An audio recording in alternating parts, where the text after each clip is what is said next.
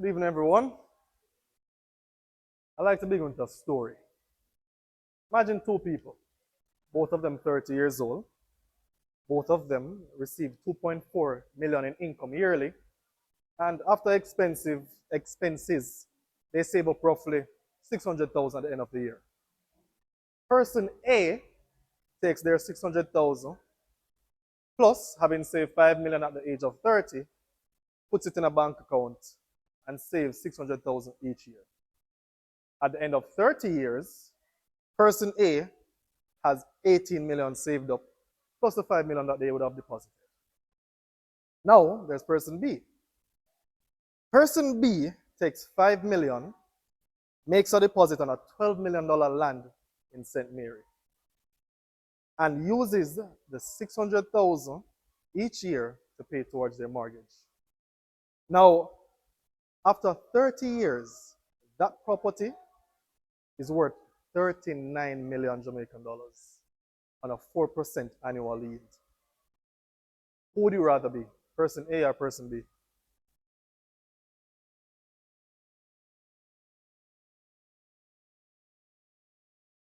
Good evening again, everyone. My name is Dorian Stewart.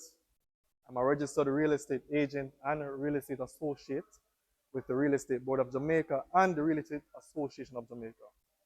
I work with Golden Gate Realty to assist individuals buying, selling, and renting real estate along the North Coast.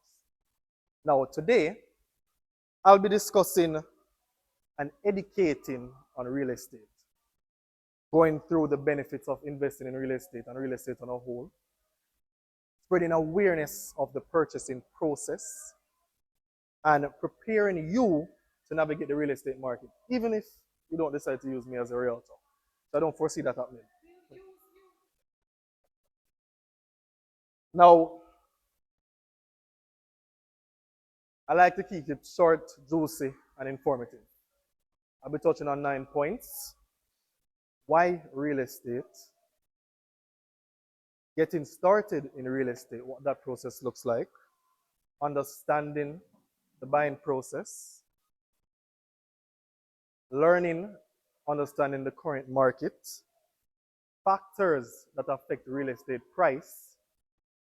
Owning and maintaining your asset. Expanding or reinventing your asset. And lastly, just a quick words on real estate and financial literacy in it. Now, big question, why real estate? Why should you choose real estate? Why shouldn't you just take your money and put under the mattress and save it? Why not just invest in gold, stocks, bonds, all these other investment instruments? Well, real estate is a tangible asset that appreciates over time. According to the Bank of Jamaica, between 2013 and 2018, 5-year average real estate price appreciated 3.3% yearly. Now, that may seem like a small figure, but put this into perspective. You had a $20 million property in 2013, and by 2018, that property grew $3.5 million in value. I'm pretty sure that my money couldn't do that under the bed. Now, compare that as well to the bank. If you had placed that same $20 million in the bank, you'd have only gotten 400,000. As you can see from the charts up here, you start from 20, within 5 years, real estate being blue, you have 24.5. The bank, you only have 20.4. Another factor to consider is it provides a mean for passive income. Can anyone tell me at all what passive income is? Residual income?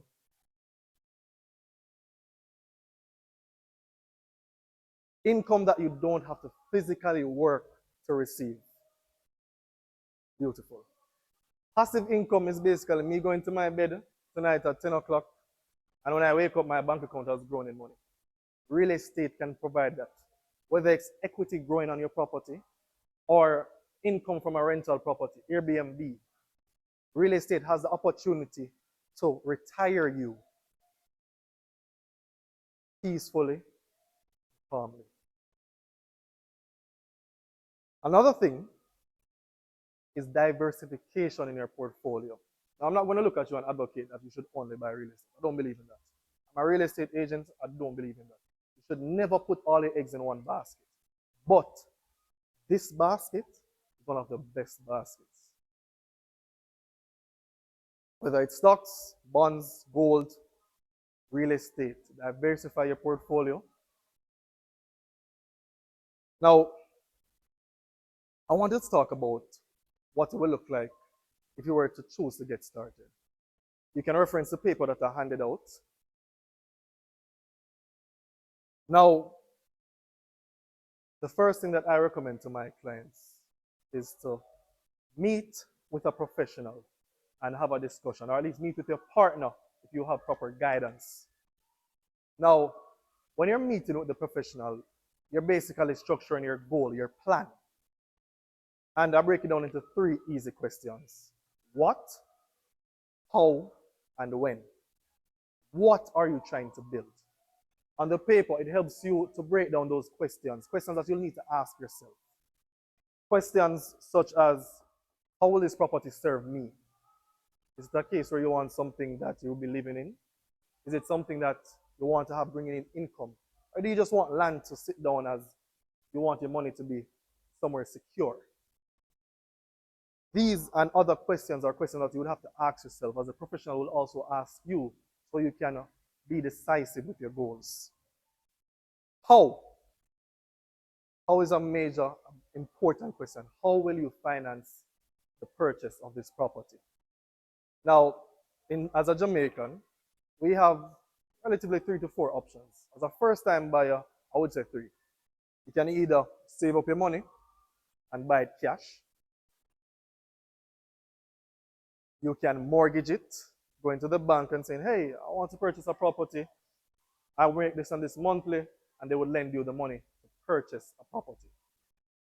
Or you could always use NHT, where these days NHT gives you 3.5 million per person to buy land and 7.5 million to buy a house. One of the beauty of NHT now is that you can partner up to 3 people accessing a great amount of money to purchase a property. Now, the 4th option would be more suited to someone who owns real estate. Accessing equity from your property. Now, I'll speak more on this as we go down further in the slides. When you're talking about your goals, you want to be specific, you want them to be measurable, data-driven, relevant, and time-bound. Now, when you're being specific, can anyone give me a specific description of any real estate property? Not all at once now. An apartment. So you say to yourself, I want a 2-bedroom apartment. You're specific what you want. You ask yourself, when do you want it? 2 years, 3 years. You're specific with the time frame. An example, you want to purchase a 3-bedroom house within 2 years, financed with a mortgage at 80%. And you'll need 20% deposit. Very specific. You could also narrow it down to which area you're interested in. But you want to ensure that when you reference what you're looking for, you can easily tell your realtor, you can easily tell your friend, you can easily tell people in important places who can help you to achieve that goal. And they'll know exactly what to do to help you.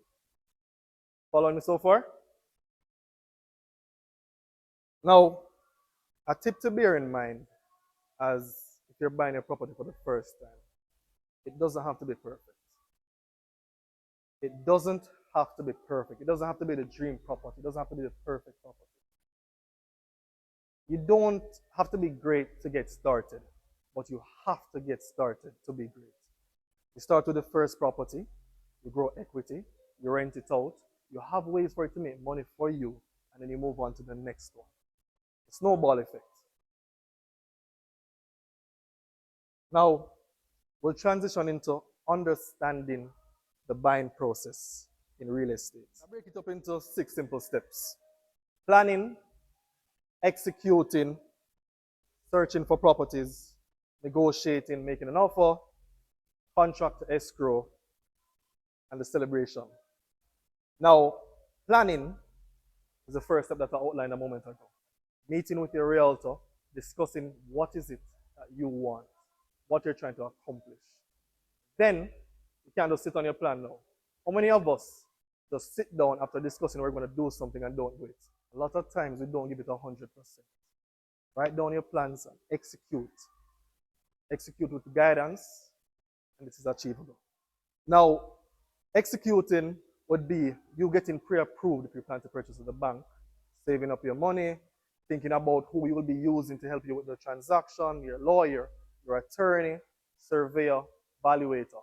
I'll discuss more on the team that you'll need to build if you plan to be an avid investor in real estate, or if you just want to do it part-time.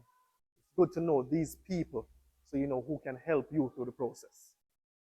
Searching for properties, which all of us love the fun part. We go about, we look at the properties, we knock on the door, go to the open houses, and we ask all these million questions. Some of them aren't relevant, some of them are for fun. But when you're serious and you're looking at properties, it's good to know a few things. You want to know what the water pressure looks like. You want to know the maintenance of the property.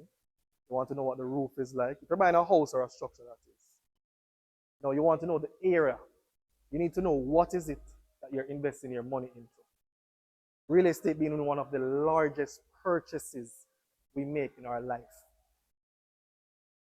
Now, let's say you find a property and you say to your realtor, hey, Dorian, I like this property over here. I want to make an offer on it. Your realtor will work with you, showing you what have sold recently in the area by doing a comparative market analysis.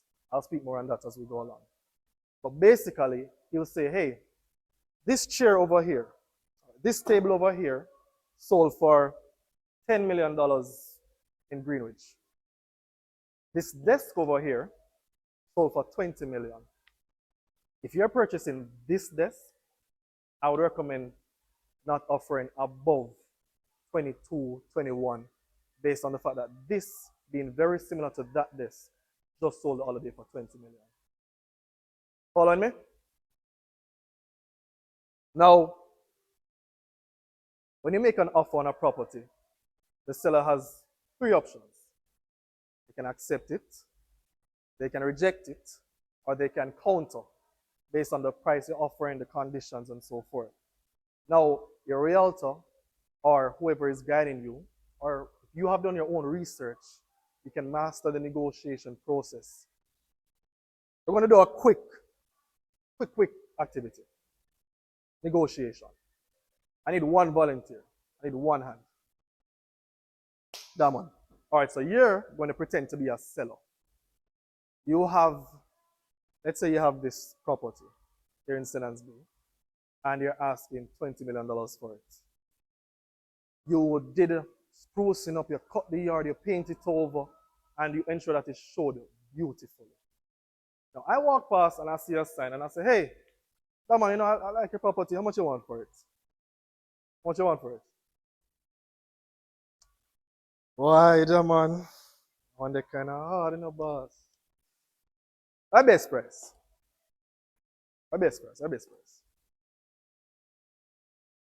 My best price. Best price we can get for it. Make sure about it. Make sure about it. That's A. Let's go into B. That man. You have a nice property over here, and I'm going to say you do some nice painting and fixing up treatment. And the property look nice, man. What you asking for it? 20 million. See what you can ask that to the boss, because right now, a prime location. You can definitely get 20, man. You can definitely get 20. But ask you something though. Are you willing to have a discussion with me? I just got my pre-approval from JN the other day with 18 million on my max. You willing to have a further discussion and see how best we could work together to get in a sale? So we can have a discussion. I appreciate it. So here what? I'm going to show it back with a date and time and come and we'll sit down and we'll just flesh it out one time. Now, Daman, I want you to tell them, how did you feel the first time I asked, the first interaction? And how do you feel when somebody comes to us? But what do you think about the second option? Daman, how did you feel when I approached you the second time? Now, you have a question? So let's say I'd said I just got a pre-approval for 20. Exactly, but it's the way I approached you to achieve that goal. And that is the importance of knowing negotiation and having the right person advocate on your behalf. If I had approached all my clients, all my prospective sellers the way I approached them on the first time, I couldn't sell any of my clients' properties. But knowing, learning, and experiencing, able to talk to people and negotiate a better deal for you and a middle ground for them. You shouldn't negotiate where they walk away unhappy and you walk away happy. It should be a win-win for everyone feel at ease. Right or wrong? It's possible. Now, my offer was accepted. Let's say it was accepted at 18. We now move on to the next process, where contract escrow. This is where your attorney will play a key part in ensuring that the sale goes through smoothly, as well as the seller's attorney. That's right. You will need an attorney, and the seller will have an attorney. I have seen clients say, "Hey, I don't want to use an attorney. I can just use you, and I'm not an attorney." Not having someone advocate on your behalf during the contract period can be a very dangerous situation. I could easily just write up $21 million, 10 days to pay me. Send you that and you have to sign it. Not knowing the intricacies that this can bring upon you, the burdens that you will go through having to stick to such a tight frame, tight contract. Having someone advocate on your behalf, look out for your interest, do their due diligence to ensure that you're protected and safe. It's a very important, crucial step in real estate. Following me? Now, the seller's attorney will basically draft the contract, send to your attorney, they'll review it and say, hey, everything is good. My client can come and sign. They'll sign, they'll make a deposit of averages 10%. I've seen people do more, and I've seen people do less. It depends on what you have negotiated. After that is done, the attorneys will do what they have to do to have the title, have your interest, or if you're using the bank and your interest registered on the title. Now, the average sale in Jamaica takes 4 months, 3 to 4 months. 3 to 4 months. It can take more. The logistics, the government, the attorneys, the moving parts. For example, let's say Reverend Monique is overseas because she's way to the left. She's overseas, she's in Canada. Now, Sam is her attorney. Sam has to send Damon the sales agreement for him to sign, and you have to mail the original copies. So I need your wet signature. You can't scan and sign, no. Sam has to move this paper to here. Damon has to sign, send it back to Sam, and show it's good. Sam now has to send way to Reverend Monique over here for her to sign, and we have to send it way back to Sam again. Someone's moving up on what I'm doing, and I'm not even an attorney. So you can imagine the logistics alone. Then, realistically, we're human beings, we're busy at times, so those things will stop the process. So, after everyone has signed, sale is coming to a close. It's time to pop a bottle of champagne and sit down and enjoy the new house, because you have just purchased one of the largest assets in your life, real estate. Now, there's some tips for the journey that I'll always suggest. The first one, patience is key. Now, I said 3 to 4 months, I have a sale when I started real estate in 2022, hasn't come to a close now in 2024. Things happen. Title issue, those kind of stuff can impact the time period of the sale. Let's say, for example, God forbid, Sam's great-great-grandmother passed away and didn't leave a title. Do you guys remember the interstate period that we had with Corey Richmond? She didn't do the necessaries to ensure that that passes on properly. So now, the court has to iron out all these things. You have to reach out for this person, get all these things sorted out, which adds to time. And we practice patience, be at peace knowing that God has the perfect plan in store for you. I'm a strong advocate for God when it comes to the real estate process. I'm a strong advocate for God overall. But I preach it because I've seen the Lord work some miracles. I remember this time when my client was purchasing a house in Hanover. And we made an offer. Offer was accepted. And the sale is dragging and dragging. This is coming up left, this is coming up right. Issues left, right, and center. And my client was steadfast, calm, and saying, so Stewart, it's the will of God, it will go through. That sale went through. After signing a contract for $32 million, he got the property for 30 while the sale was going through. That rarely happens. Once the sale agreement is signed and you agree on a price, price isn't going to change for any and anybody. Pardon me? And worse, to go down. I've heard cases where the seller might want more after finding out this or that. The price went down and he was successfully able to close on that property. So at all times, be patient and trust in God. Now, you want to prepare yourself and have your document checklist. If you're working with a realtor, attorney, they'll require your ID, TRN. Fun fact, the only thing you need to purchase a property in Jamaica is a TRN, tax registration number, which you can get at the local tax office free of charge within 15 to 30 minutes, given the line isn't long. Proof of address, proof of financing, which would be a pre-approval letter, your bank statement if you're purchasing. Have your realtor register you, have him work with you, and ensure that you have all your documents ready to shoot the bullet at the target that you see. Build a team of professionals. I'm pretty sure that everyone knows that your network reflects your net worth.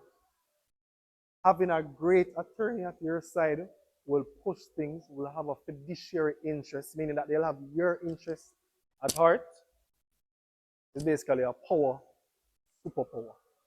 They'll ensure that everything goes through smoothly for you. They'll check up, they'll call and say, why is this taking so long? They'll ensure that the process goes how it should.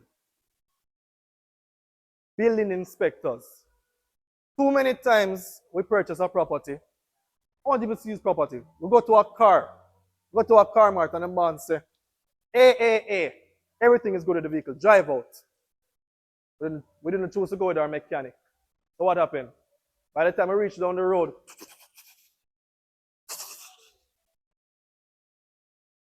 similar experience can happen with houses. Having an inspector can save you millions. Knowing what you're dealing with from the roofing, the piping, the electrical work, the flooring can save you millions. Land surveyors, appraisers. Now, when you're purchasing a property in Jamaica, you want to know exactly what you're purchasing in the sense of dimensions. So, this table is a square. I have this laptop here. I have the projector here. So this is a building and this is a building. My laptop comes off the square, so it's in somebody else's land. If you didn't know that, you would have inherited a problem unknowingly. The survey report will help you to know exactly what you're dealing with and what you can expect in terms of the boundaries of your property.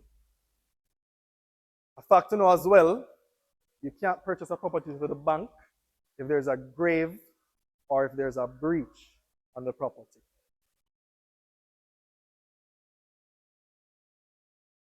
You can't purchase a property if there's a grave on the property. So for all the country people that love to bury on the land, Bear that in mind. But it can be sold to a cash buyer. So depending on the type of property you have, depending on the demand, you'll have to wait for a cash buyer. Or you'll have to pay an arm and a leg and go to the exhumation process. I'm going to use an example. You lend Shakira. Shakira come to you and say, Star Banks, I want to purchase a phone.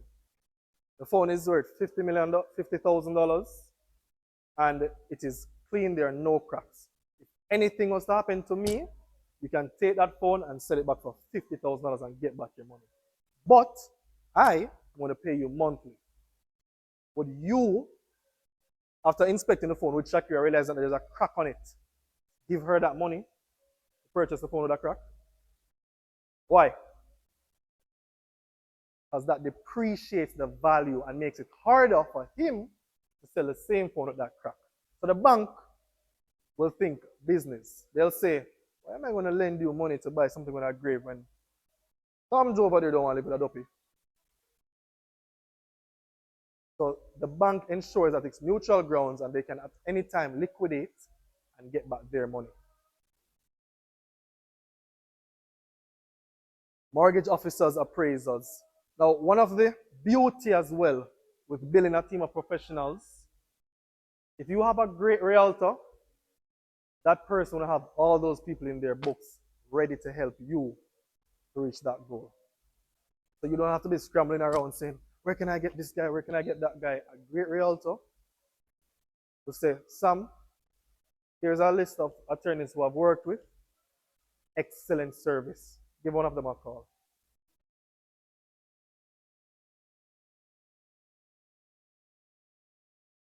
Negotiation. I've already did a stellar example on why it's important to know negotiation. Why it's important to have someone or have the knowledge to negotiate for your interests and common ground. We move on.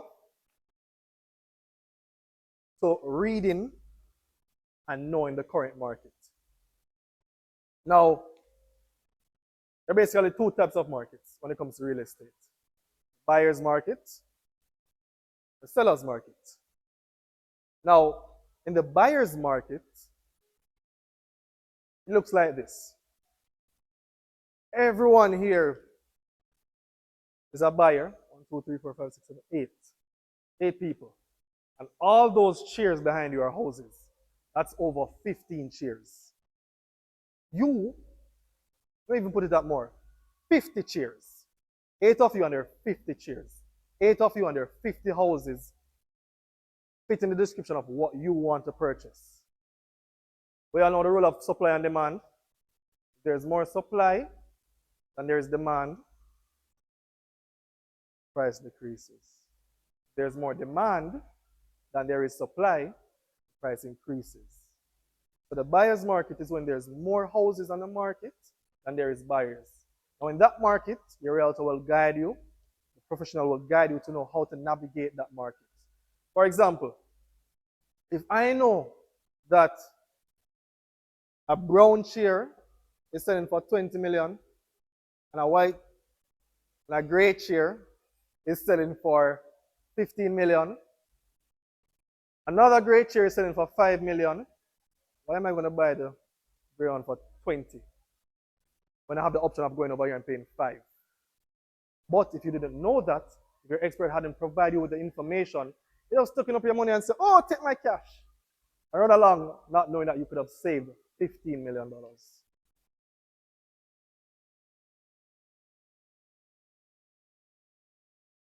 There are some key trends right now that's going on in the market.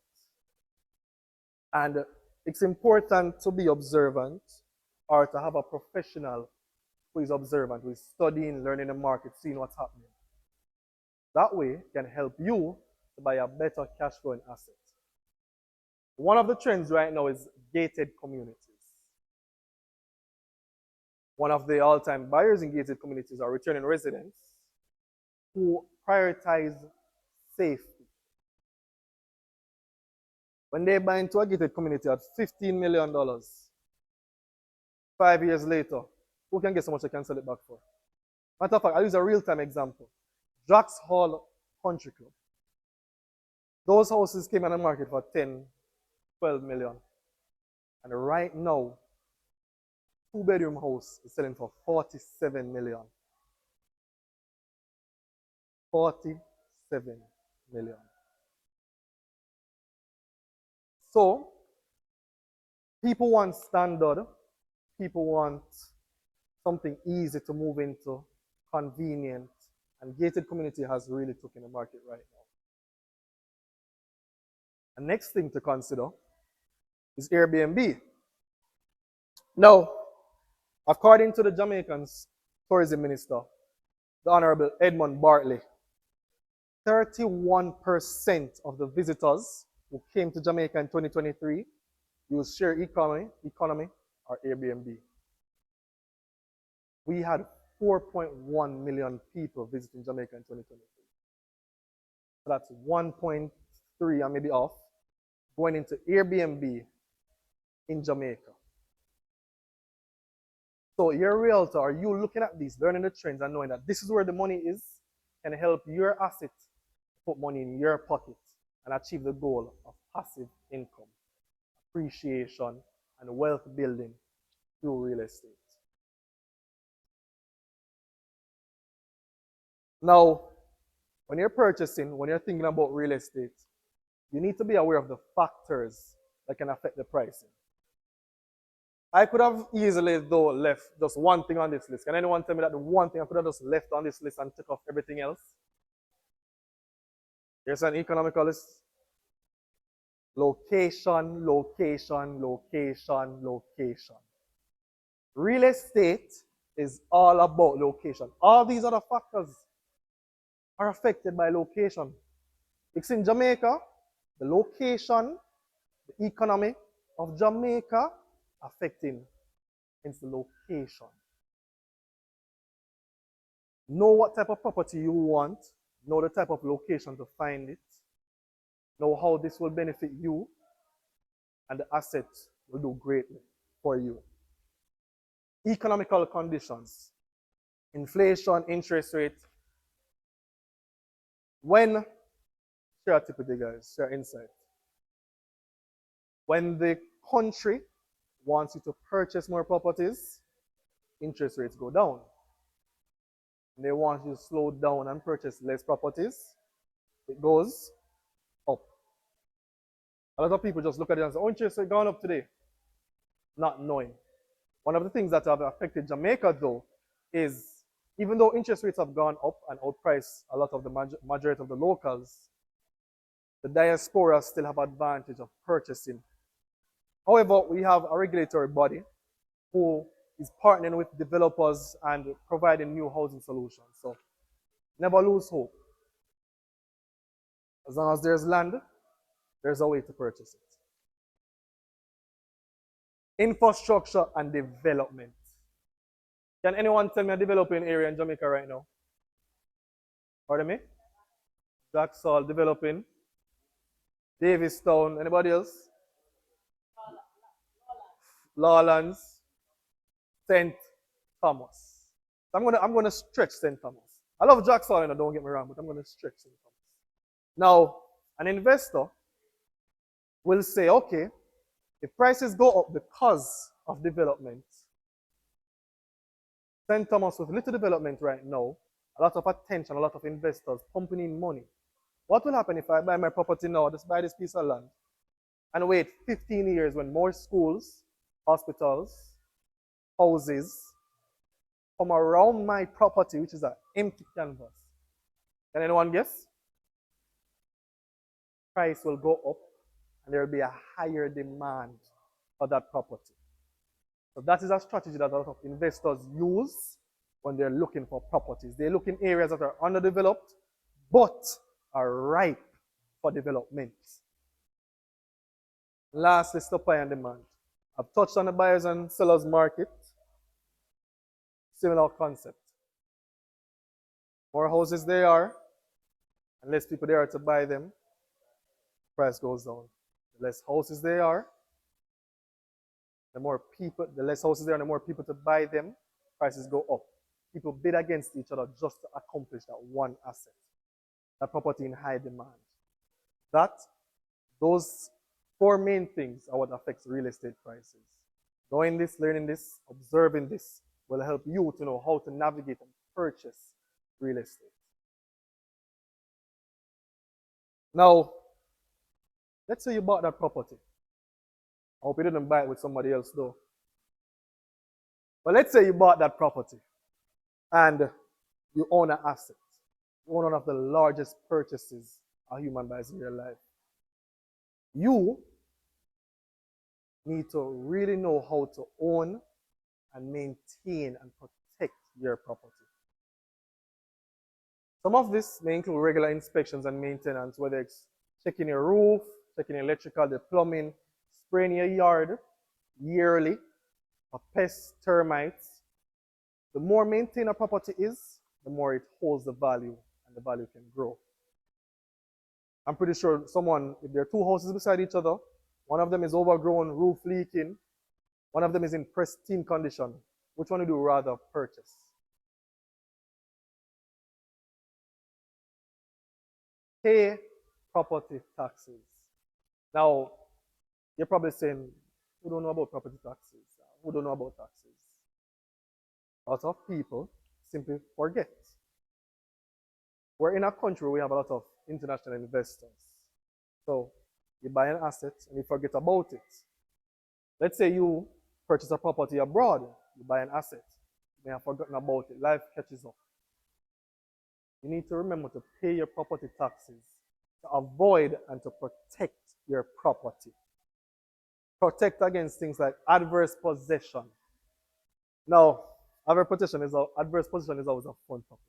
Can anyone give me an idea of what it is? Let me this share. Now, I purchased this chair. I come, I enjoy my asset. I say, so, I'm going to walk overseas to handle some issues. I forget to pay my taxes. 3, 4, 5, 6 years go by. I'm handling family emergencies. Where Mr. Banks? Mr. Banks, who lives right here, no, stay right here first. Stays right here and says, come to Dorian. I have 7 years now, I'm not to Dorian. All I see tonight, I'm here. I'm taking property. He stays there for 7, 8, 9 years more, taking care of the property, chopping it out. Everybody, each of you bear witness to him doing this. Not one of you troubling him. Not one of you saying, Dorian, Mr. Banks very property, you know. Mr. Banks, all right. Well, taxes, pay up all of that. Files for legal ownership with that attorney.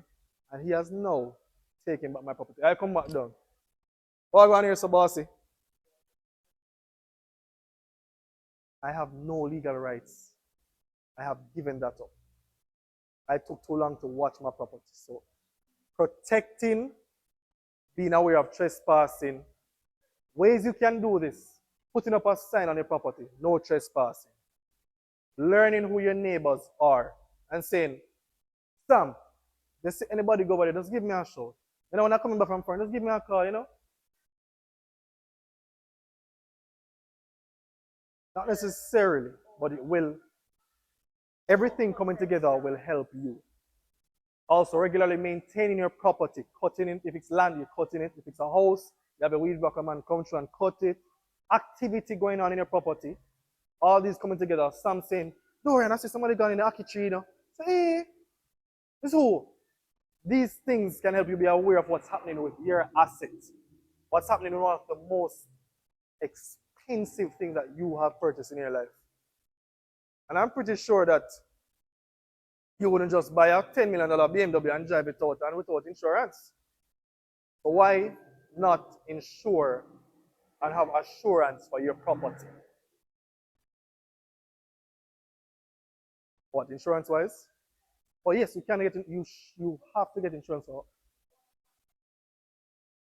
It is advised to get insurance even if you don't. So I should have added that, but you need to protect your property. A fire,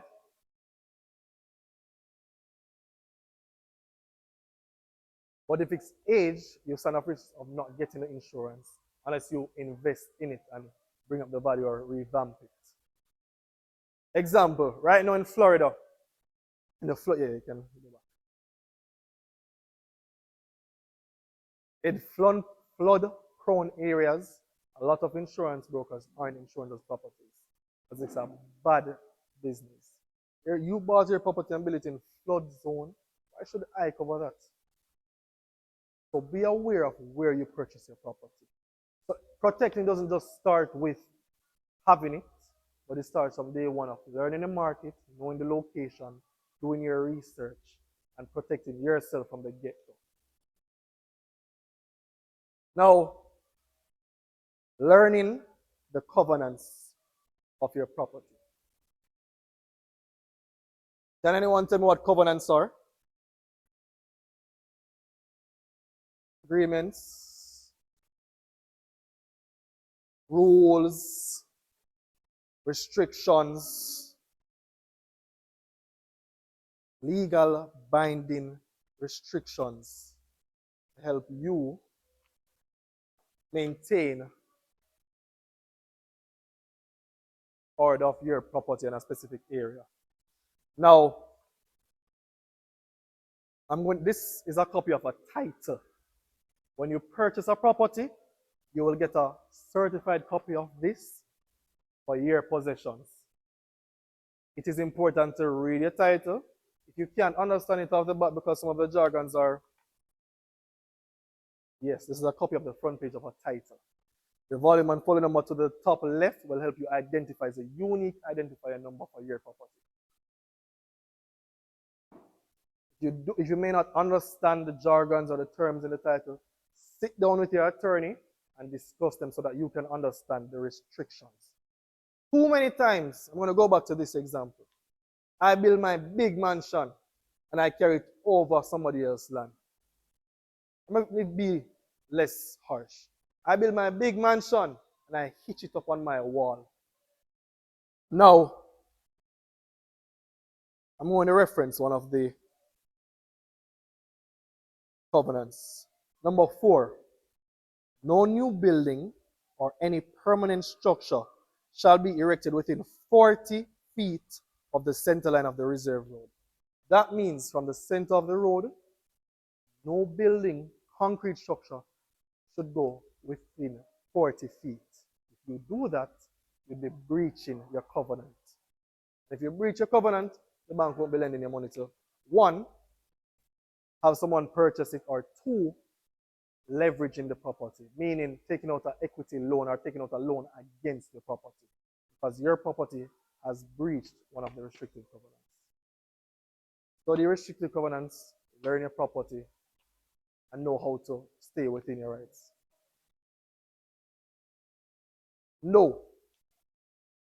She asks if the covenants are the same for every property. So it's good to know about zoning. So zoning, I was actually going to go into that. But zoning is basically the government saying, there are 3 tables here. Over here can be used for farming, over here for residential, over here for commercial. They have zoned a particular area for a particular use. So I cannot put a commercial building on the agricultural land. I cannot put a residential building on the commercial land. You ought not to. This is residential, so you shouldn't be putting any commercial and residential.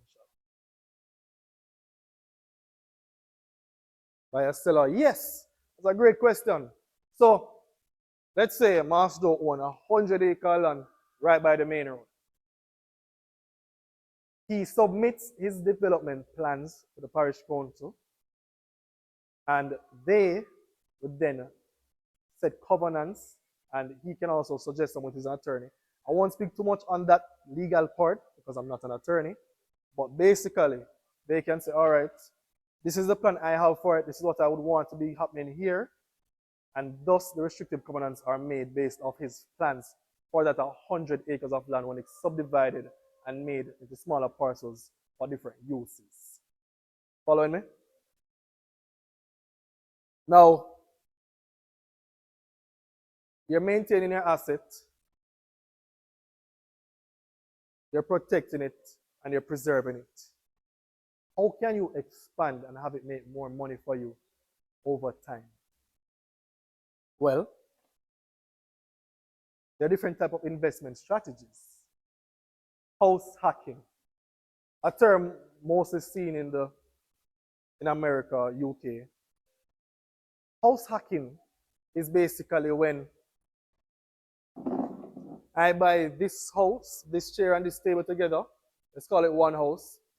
I live here, and I say, all right, I have some space in the back. Let me rent it out to some for $30,000 a month. Some paying $30,000 a month is helping me to pay my mortgage to stay in this entire property. It's helping me to get some income from my property. House hacking. That most times people will specifically look for a property that they can either convert one of the bedrooms into a studio flat, a one bedroom, to ensure that they can accomplish that goal of house hacking. Flipping. Somebody here can tell me what flipping is easily.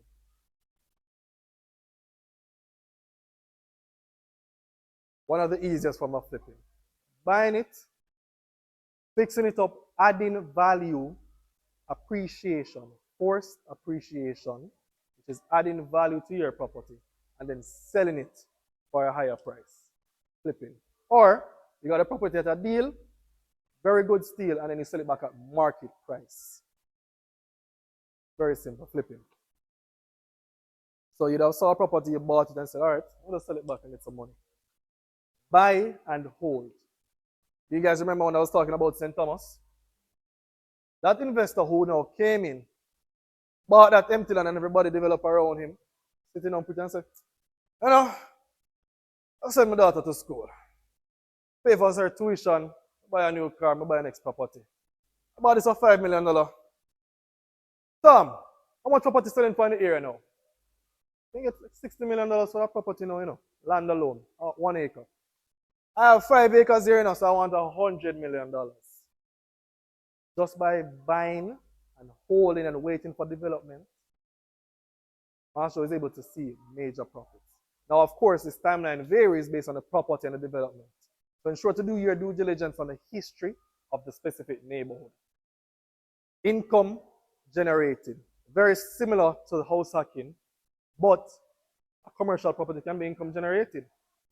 I can buy a commercial land, put a plaza on it, and rent it out. That property is now putting money in my pocket every month while I sleep in my bed at 10 o'clock in the night. Or I could have a large piece of land and I say, here in Bamboo, mostly farmers, I say, here what? Jaim, Damon, there. At least 3 parcels of this land. You can just pay me monthly. Or you can just give me 30% of what you reap from it, and I'm going to sell it myself. So you can also get creative with your asset, as long as you stay within your zoning restrictions for the area. So, as I said, don't have an agricultural property and you set up your shop right out front, put up your mall and begin against the zoning rules for that area.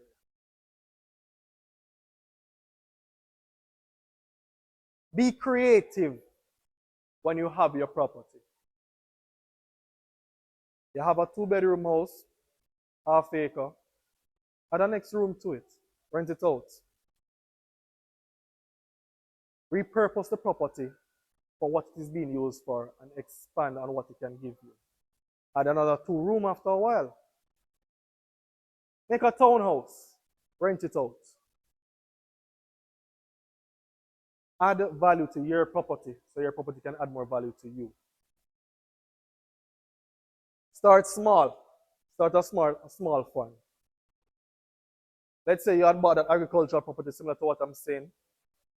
Throw some chickens. As long as the covenant allows it. It's in an agricultural area, it's zoned for that. Or you have your backyard, you grow your mango tree. You pick your mangoes and you sell them. Or you call a man to come and pick them and give you money and go sell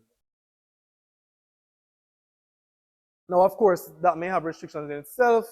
I'm speaking totally informally because you're supposed to always have control, pest, and ensure that what you're selling is consumer friendly.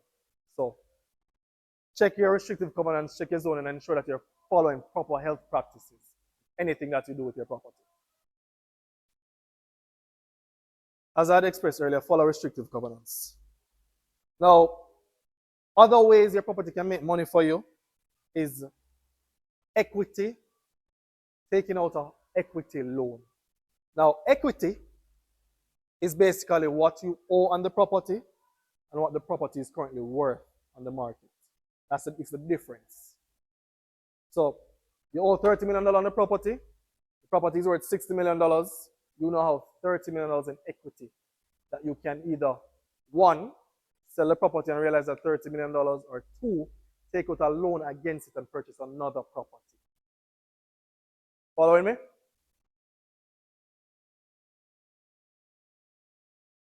Selling and buying a property of better value. You bought that first property for $10 million. You bought that first property from Dorian for $18 million. That property appreciated over 10 years and is now, let's say, $35 million. Your neighbor beside you, overseas, doesn't have the time to be managing his property. So here what? I give my property for $15 million.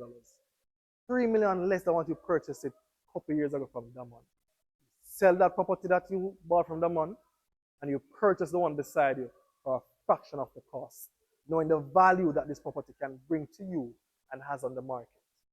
Now, these deals are very hard to come by, but it's possible, especially if you're an avid realtor and if you're an avid real estate investor and you have a great realtor on your side. And lastly, just be creative. Discuss with your realtor different ways, stay within the restrictions, and think about different ways your property can make money for you. Now, just for added value, I threw in 4 words that I believe you should know to help you when you're pursuing real estate. Closing costs and calculating the amount for your closing costs. When you're purchasing real estate, it's not just the price of the property you're going to pay. You're going to have to pay your lawyer to represent you. You're going to the bank, you're going to have to pay the bank's processing fees. You're going to have to pay the surveyor to come there and check the boundaries. You're going to have to pay the appraiser such value to come there and check the value. And always have your contingency money. And you're still going to have to pay the government certain fees and taxes. All in all, that can run you between 4 to 10% the value of the property. Cash buyer will see the benefit of paying less in fees. When you go into a mortgage, you have those additional expenses, the appraiser, the processing fees. Ensure you calculate and you budget for your closing costs. So if the property worth $10 million and you're buying it for $10 million, have an next $1 million insured. You still have to have your closing costs in hand. Comparative market analysis. Now, I had touched on this earlier. Can anyone remind me of what I had explained? Comparing properties of similar nature, characteristics, similar area against each other to give you an idea of what properties in that area have sold for recently. Real estate professionals use that to give our buyers an idea. We're not a valuator. We do not claim to be a valuator. And at all times for a true market value, a valuation is recommended. But knowing the history of what has sold recently can help you greatly to pay the right and true market value for a property. And not overpaying or shooting yourself in the leg and underpaying. Because if some have a property for $30 million, Bear sells his own for 32, Rowena owned for 33, she sold it for 33, and I come to Sam and say, Sam, let me give it 28. That man comes to her and says, Sam, I'll give it 32. It's quite obvious who she'll go with. I didn't do my research to find out that those two sold the property for about 30. And Sam is another price is a great price. Ensure to speak with the realtor, do some research on the area and see what have sold recently. Equity. I've touched on this about twice now. Anyone can remind me of what I talked about? What is equity? What you own it versus what it's worth on the market currently. Equity. There are only two ways you can realize equity is selling your property or taking out a loan against it. It's good to know equity, know how much equity is in your property. You can do so by doing a valuation and you look at how much you owe the bank. And zoning. Government regulations that control a property, control a use for a specific area. So you want to ensure that you did your research and ensure that this is a residential area and you're not buying it for commercial purposes. Good to know there's those terms to help you on the real estate journey. Now, I pray that I was able to provide value to you guys today. I'm going to get into the questions. And I pray that you're able to leave with something remarkable from this evening. I'll now open the board for questions.